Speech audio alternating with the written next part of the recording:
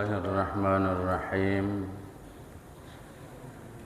Assalamualaikum warahmatullahi wabarakatuh.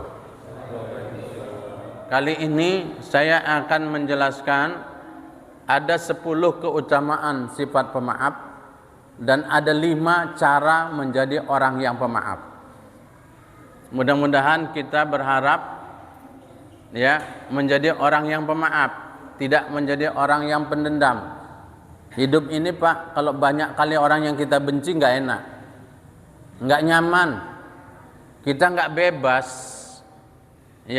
di mana-mana kita benci, di mana-mana nggak kita sukai. Apa yang pertama, keutamaan sifat pemaaf itu, satu, akan dicintai Allah. Allah akan mencintai orang yang pemaaf, mau memaafkan kesalahan orang lain dengan ikhlas. Maka Allah Subhanahu wa ta'ala akan mencintai dia. Kenapa? Karena Allah itu pengampun.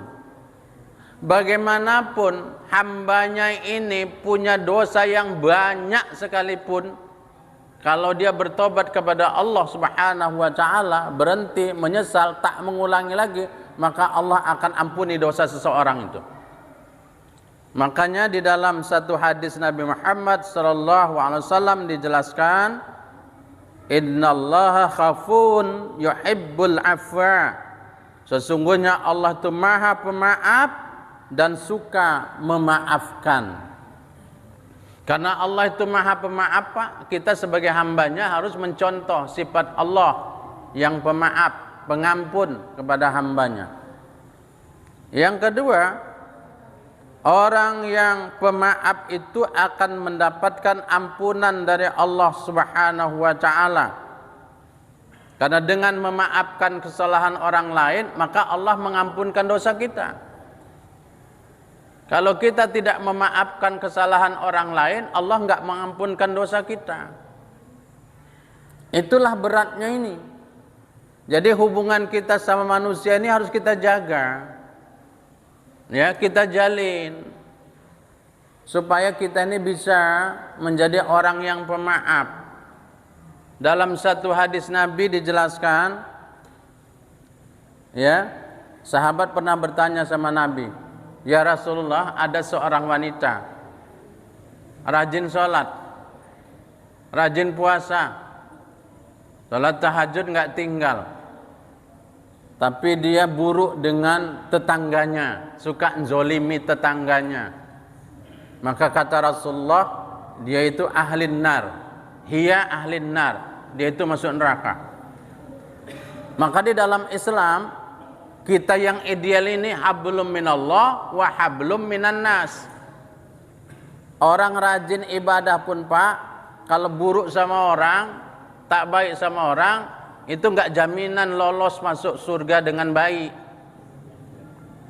Maka Islam mengajarkan kita baik hablum minallahnya, baik hablum minan nasnya. Yang ketiga, orang yang pemaaf itu batinnya itu tenang.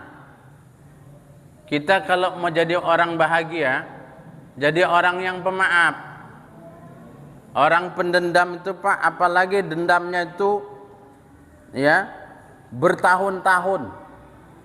Bertahun-tahun bencinya itu. Bertahun-tahun dendamnya itu. Enggak mau memaafkan kesalahan orang lain. Maka batinnya akan selalu tidak tenang, gelisah. Bahkan kadang-kadang kita kalau benci kepada seseorang, jumpa sama orang itu bagaimana bisa ngelak awak dari orang itu.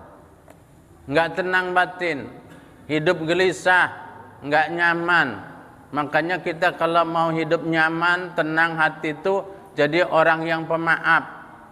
Tidak ada orang yang sempurna Pak dalam hidup ini, enggak ada. Kita ini pun banyak kali salah kita ini. Enggak ada orang yang sempurna di dunia ini. Makanya kita kalau mau suka memaafkan orang lain, insya Allah salah kita ini suka dimaafkan orang. Bayangkan kalau kita meninggal dunia, salah satu yang diminta oleh pihak keluarga apa? Maaf. Apakah bapak-bapak dan ibu-ibu yang hadir di sini mau memaafkan kesalahan keluarga kami? Maaf. Begitu mahalnya maaf tuh. Maka kita suka memaafkan orang lain sehingga nanti salah kita juga akan dimaafkan oleh orang lain.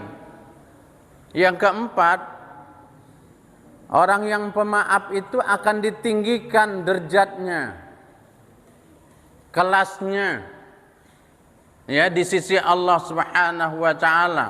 Seorang yang pemaaf, ya, tidak menyimpan dendam terhadap siapapun, tidak iri, tidak dengki kepada orang lain, maka orang itu akan ditinggikan derajatnya oleh Allah Subhanahu wa taala.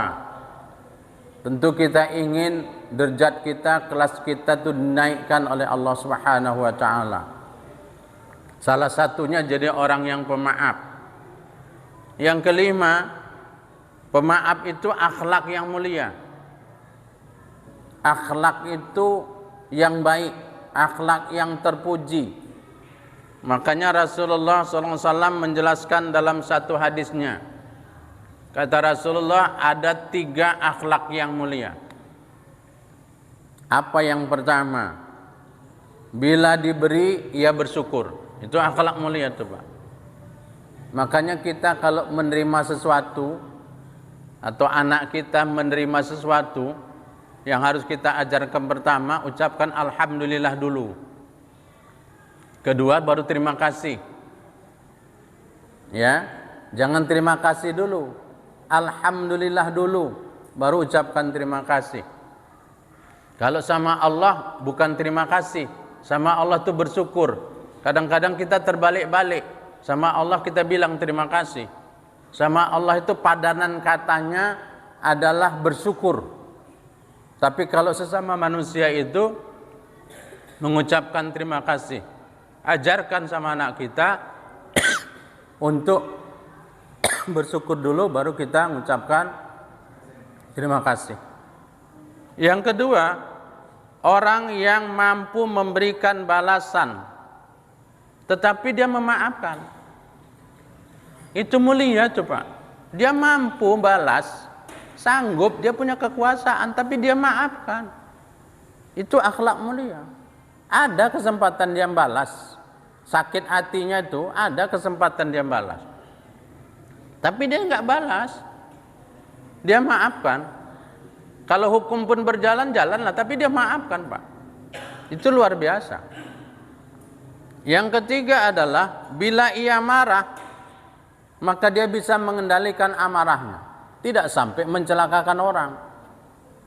Dia bisa kendalikan amarahnya, tidak sampai melukai orang, tidak sampai menzolimi orang. Ya. Yang keenam, orang yang pemaaf itu akan mendapatkan keridhaan dari Allah Subhanahu wa taala.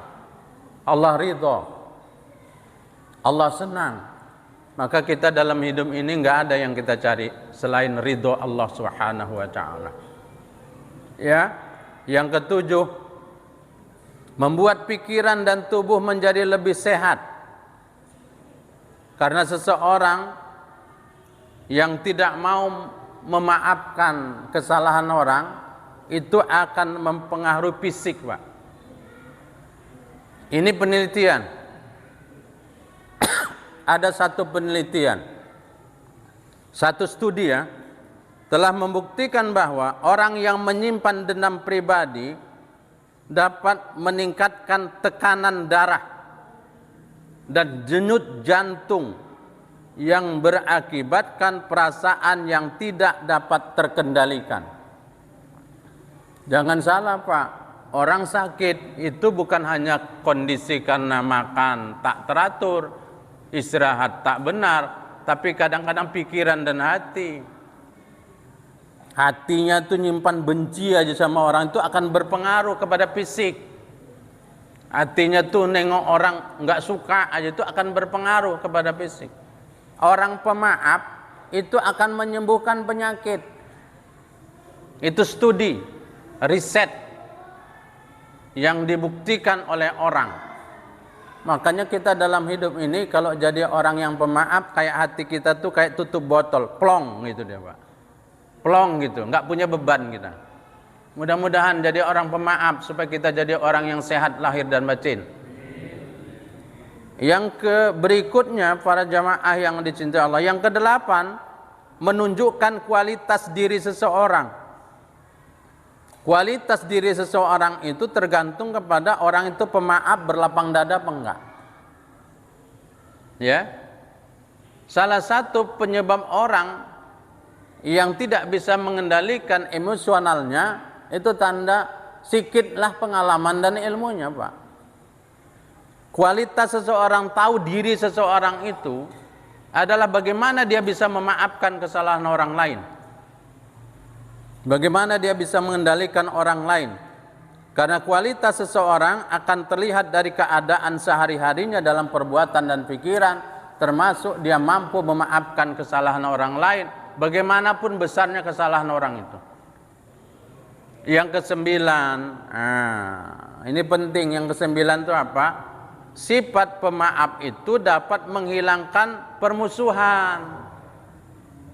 Macam mana seseorang itu luar biasanya musuhnya, Pak, tapi kalau sudah memaafkan luar biasa, ya, jadi kawan, jadi akrab. Nah, itulah memaafkan itu tadi. Dan menjalin hubungan silaturahim itu luar biasa dalam Islam. Maka carilah saudara sebanyak-banyaknya dalam hidup ini. Banyak cari kawan, banyak cari teman. Jangan banyak cari musuh. Apa kata orang? Ya, punya kawan 1000 terlalu sedikit, punya musuh 1 terlalu banyak.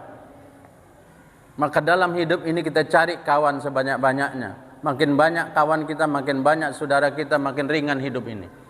Makin banyak orang mendoakan kita. Yang ke-10 yang terakhir adalah orang yang pemaaf itu melepaskan beban di akhirat nanti. Kita nanti di akhirat nih Pak, banyak beban. Di saat itu kita ingin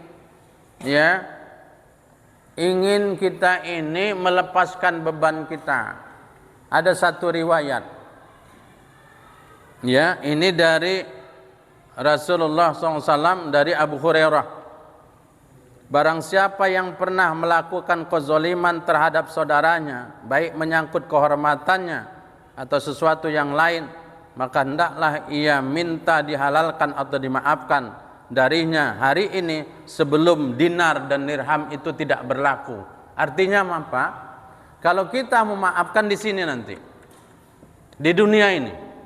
Sebab apabila kita tidak memaafkan di dunia ini, jadi beban nanti di akhirat. Dan kita akan bertemu dengan orang yang kita tidak maafkan tadi, atau dia tidak memaafkan kita. Ya, masing-masing nanti orang itu akan menghadap Allah, minta keadilan. Ya Allah, dia itu pernah memfitnah saya, dia pernah menzolimi saya, dia pernah melakukan ini kepada saya, melakukan ini kepada saya, maka saya minta keadilan darimu. Maka Allah mengatakan di saat itu Pak, uang tidak berlaku lagi. Maka di saat itulah pahala-pahala kita itu dipindahkan kepada orang yang pernah kita fitnah. Sampai akhirnya apabila pahala itu sudah tidak ada lagi, maka dosa orang yang pernah kita fitnah itu akan ditimpakan. Ya, dosa yang pernah kita fitnah itu akan ditimpakan kepada orang yang memfitnah. Di saat itu mungkin seseorang itu akan jatuh pailit atau bangkrut. Padahal dia di dunia itu melakukan amal ibadah yang banyak. Na'udzubillah.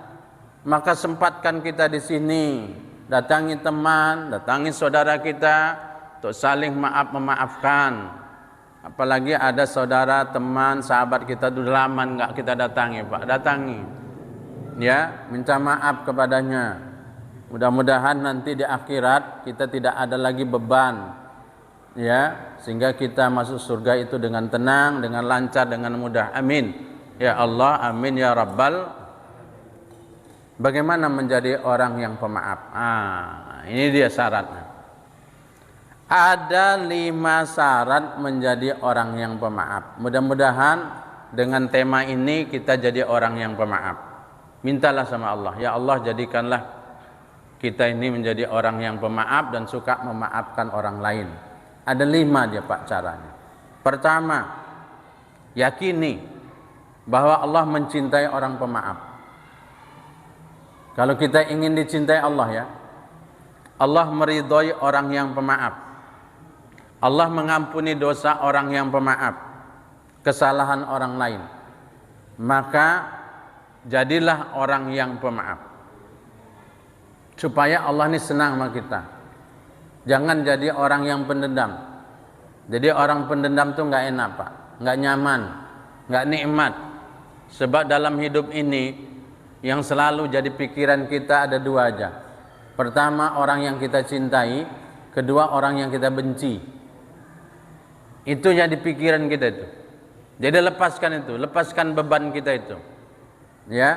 Yang kedua, kalau kita ingin jadi pemaaf, ungkapkan perasaan terlebih dahulu dan akui kesalahan diri sendiri. Ungkapkan bahwa kita ini salah. Sebagai suami harus menyebutkan, saya punya salah, punya silap, punya kealpaan. Cuman kadang-kadang ada yang istri mengungkapkan kesalahannya. Saya punya salah, kadang kurang melayani, masih kurang ini, ada salah, ada silap. Suaminya cuma jawab iya, itu aja. Seolah-olah dia nggak punya salah, iya aja jawabannya. Seharusnya sebutkan juga Pak. Jawabannya cuma iya gitu aja Pak. Seolah-olah dia macam nggak punya salah.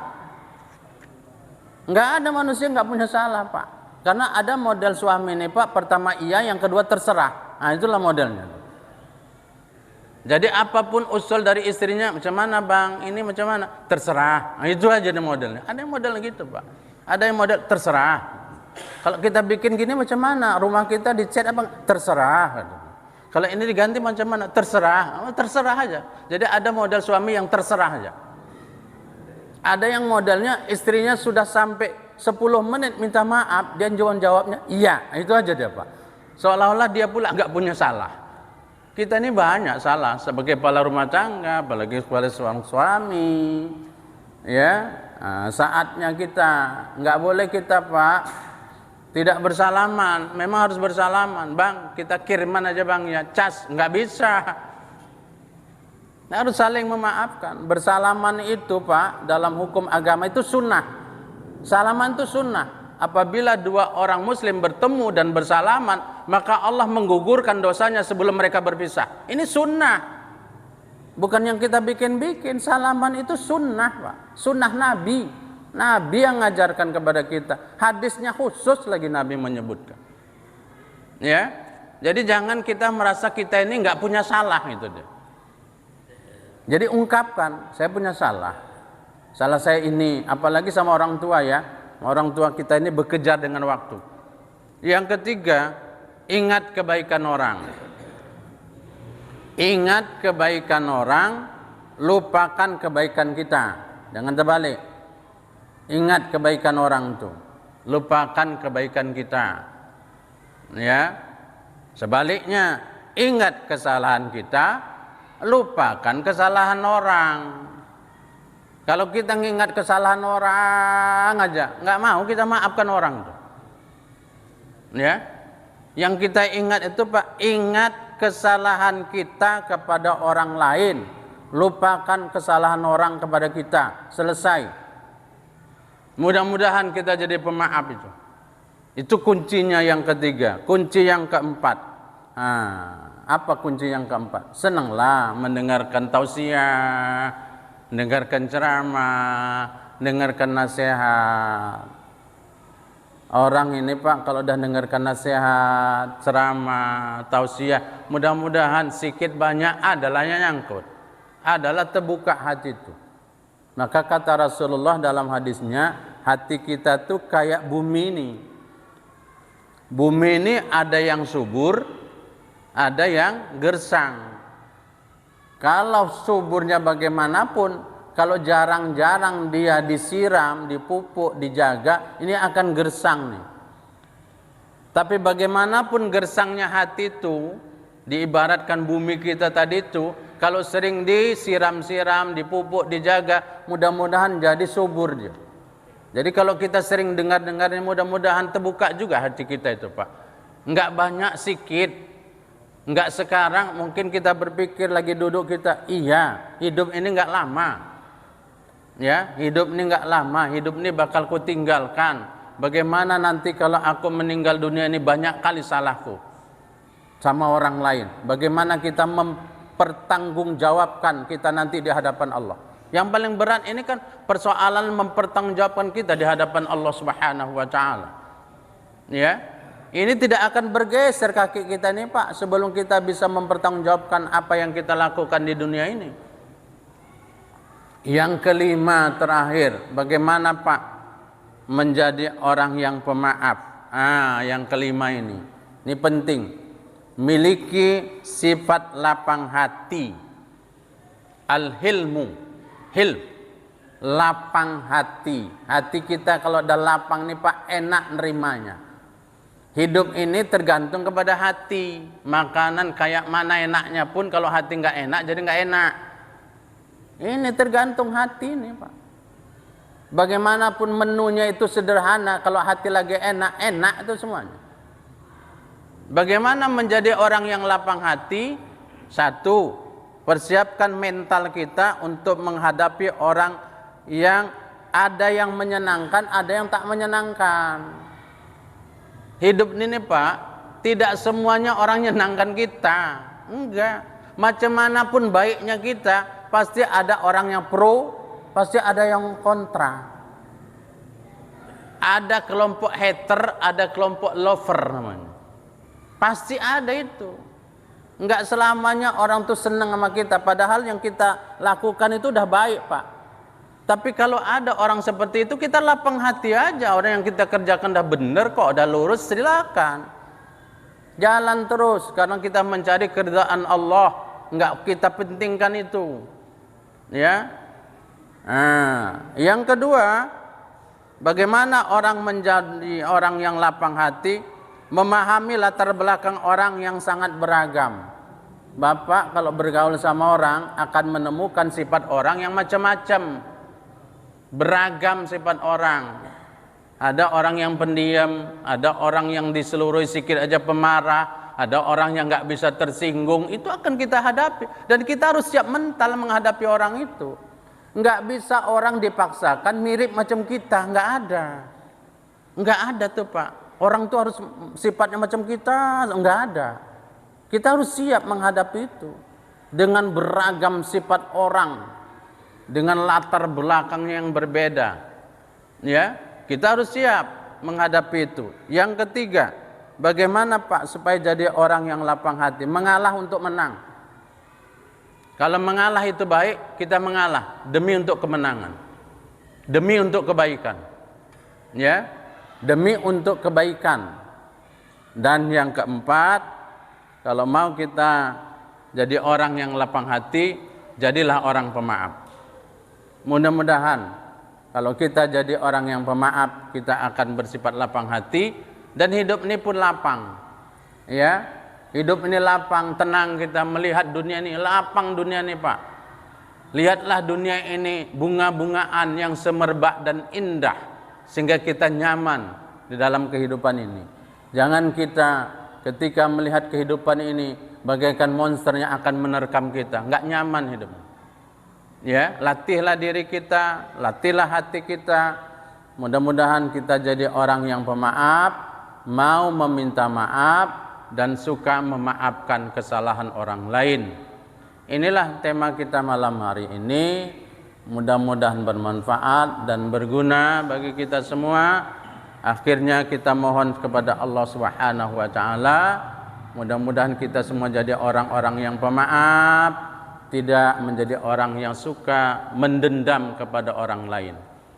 Mudah-mudahan apa yang saya sampaikan bermanfaat dan berguna, dan mudah-mudahan kita selalu istiqamah dalam menjalankan perintah Allah Subhanahu wa taala.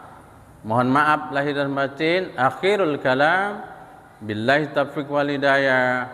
Wassalamualaikum warahmatullahi wabarakatuh.